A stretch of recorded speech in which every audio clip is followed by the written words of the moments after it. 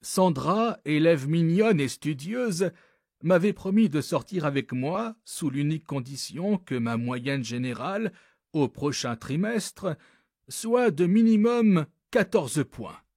C'était plutôt atypique comme demande, mais il m'en fallait bien plus pour m'impressionner. J'ai accepté de relever ce défi qui m'offrait dorénavant un but bien déterminé, avec une amourette à la clé. Je devais rentabiliser le temps passé en classe et donc mettre fin à mes diverses distractions perpétuées pendant les cours. Terminer les dessins, origami, poèmes et autres distractions. Il me fallait maintenant écouter attentivement mes professeurs, tout en effectuant les exercices avec un intérêt particulier.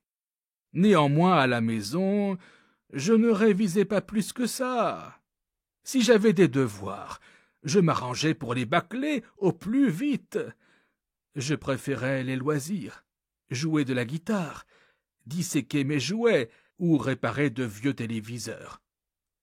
À la fin du trimestre suivant, le peu d'efforts que j'ai fournis m'ont permis de remonter ma moyenne et ainsi d'atteindre le nombre décisif de 14, ni plus ni moins. C'est fier de moi que j'ai donc porté mon bulletin à ma promise, arborant ce morceau de papier tel un trophée. Ma part du contrat était remplie, tous les feux étaient maintenant au vert pour que je puisse sortir avec elle.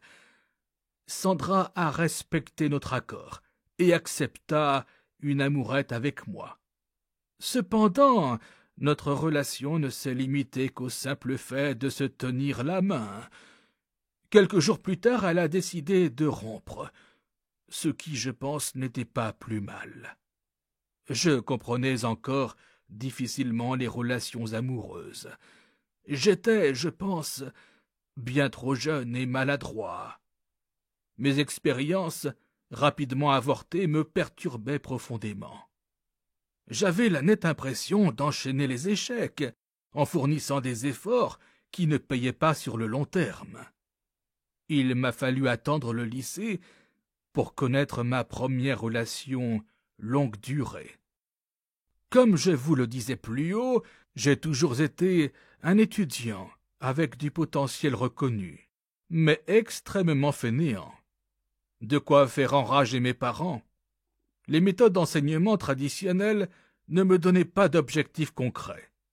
Par ailleurs, j'ai souvent pensé qu'il était stupide de mémoriser bêtement des leçons pour les ressortir texto sur un papier le jour d'un contrôle ou d'un examen. Au risque de m'attirer les foudres de mes anciens professeurs, quel est le réel intérêt d'apprendre par cœur le taux de natalité d'un pays, ou son PIB, ou encore le nombre d'habitants qu'il comptabilise au mètre carré? Une fois l'interrogation écrite passée, nous pouvons tout oublier pour apprendre d'autres choses que nous finirons par abandonner. De manière générale, j'en arrive à me demander qu'est-ce qu'un diplôme? En mon sens, cela ne signifie pas grand-chose. Si ce n'est que vous avez été en mesure, à un instant T, d'assimiler certaines connaissances et de les ressortir sur une copie d'examen afin de valider un titre. Est-ce que vous les utiliserez dans votre vie future?